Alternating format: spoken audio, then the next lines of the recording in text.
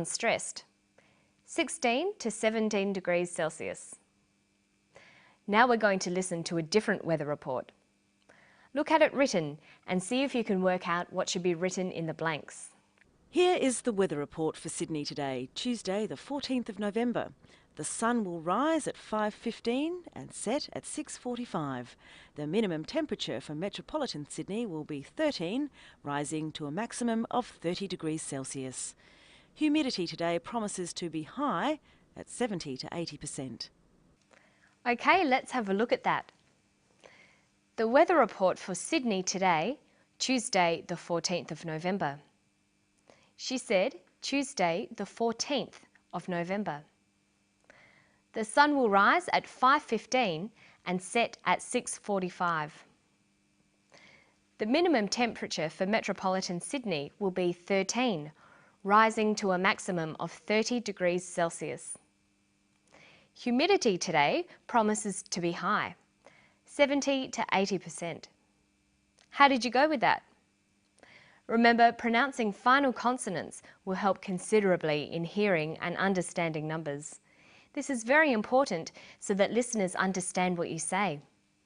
Listen to the pronunciation of numbers here.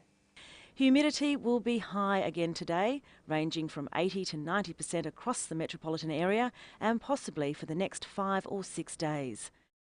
She says 5 or 6 days. By linking final consonants with the first vowels of the following word, your speech will sound more natural. We say 5 or 6, 7 and 8, 9 or 10. Okay, now let's listen for some times. Sunrise will be at 5:45 a.m. and the sun will set at 7:43 p.m. The next full moon will be on December the 9th.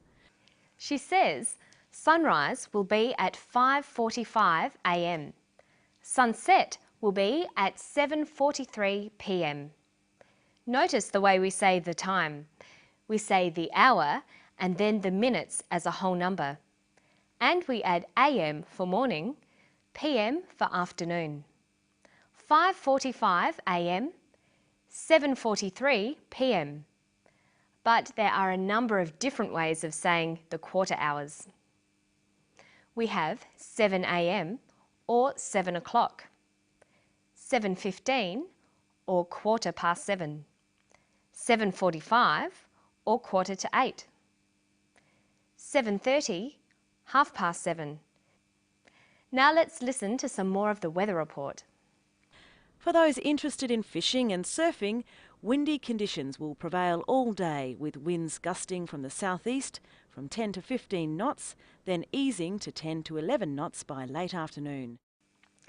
Notice that she says, for those interested in fishing and swimming. Interested here is a past participle, but it's used as an adjective. English verbs have two sorts of participles, present and past. So the regular verb to interest has interesting, interested. Bore, boring, bored. Tire, tiring, tired.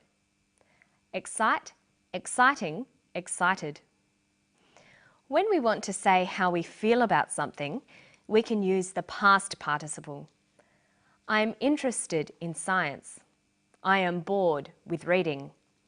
I felt tired after that walk. But when we're describing the qualities of a person or thing, we use the present participle. Science is interesting. A good way to remember these is to make sure you always write a table with the past and present participles together. You'll notice that the present participle usually ends in ing and the past participle ends in ed. But of course there are always irregular verbs to watch out for as well. And that's all for Study English today. Hope you keep practicing those interesting participles. They should keep you interested. See you next time. Bye-bye.